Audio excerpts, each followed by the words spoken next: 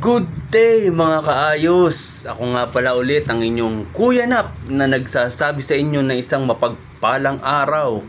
Kung bago lang kayo dito sa channel ko, isang like, subscribe, masaya na po ako doon at pag-usapan natin yung mga importanteng bagay na nangyayari sa buhay natin. Ito yung topic natin ngayon mga kaayos. Ito hindi sa lahat ng tao nangyayari ito ha. Pero aminin natin at sa hindi, minsan mas mabuti o mas maganda na naranasan ng isang tao lahat ng masasamang bagay na nakikita natin sa paligid natin.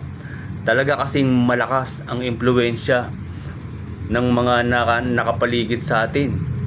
Inom, sugal, at kung ano-anong kalayawan. Katulad ko mga kaayos, ako lumaki ako sa isang ganung lugar.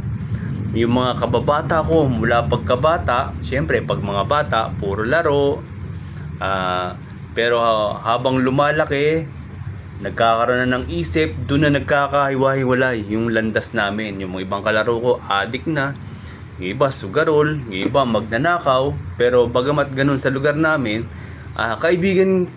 kaibigan pa rin ang turing ko sa kanila kasi nasa isang lugar nga kami. Kahit yung iba puro adik na. Minsan paglalabas ako, oh Nap, oh, sasabihin nung kainuman niya, uy, hindi mo pwedeng yakagin sa inuman yan kasi iglesia ni Cristo yan. Minsan may mga ganong mga senaryo, mga kaayos. Talaga kasing malakas ang impluwensya pagka ganon.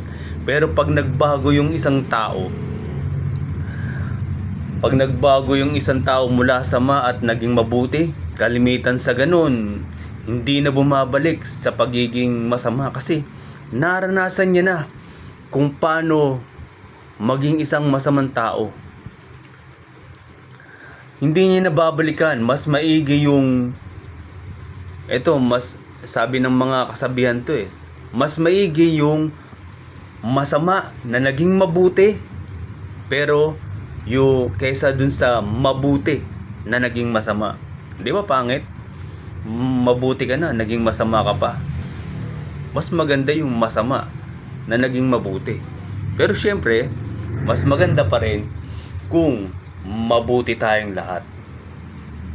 Sana may matutunan tayo. Ayos and God bless. Salamat.